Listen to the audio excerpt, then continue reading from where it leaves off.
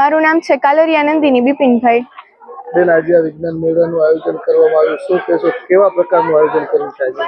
આજના વિજ્ઞાન મેળાનું કાર્યક્રમ અહીં સાંદીપની ખાતે ધોરાજીમાં કરવામાં આવેલું છે।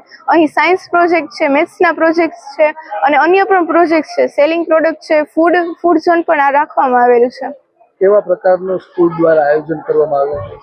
આપણા સ્કૂલ દ્વારા અહીં આયોજનમાં ફૂડ ઝોન પણ છે। જો કે મેં કહ્યું કે આપણા જે સાયન્સને લગતા પ્રોજેક્ટ છે એ બધું પ્રેક્ટિકલ અહીં કરવામાં આવે છે। કેટલા સ્પર્ધકો બેન ભાગ લીધો છે? 150 થી પ્લસ વધુ કેવા સ્પર્ધકોએ ભાગ લીધો છે અને તેનાથી પણ વધુ લોકો અહીં નિહાળવા આવી રહ્યા છે। લોકોને શું સંદેશો આપશો બેન તમે? હું એક જ સંદેશો આપવા માંગુ છું કે અમારી સાંદીપની સ્કૂલમાં આપ આવો અને સૌને લાવો। વિવેક હાંસલિયા।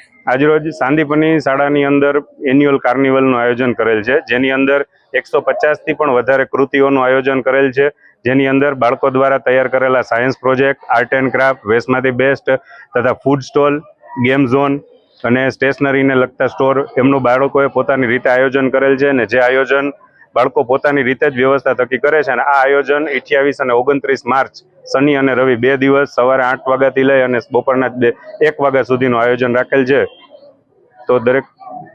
તો દરેક શહેરીજનોને વિનંતી કે આપનો અનુકૂળ સમય લઈ અને એક વખત શાળાએ બાળકોએ કરેલી કૃતિઓની મુલાકાત કરી એમના અને તથા શાળામાં બનાવેલા શિક્ષકોના ઉત્સાહમાં વધારો કરવો।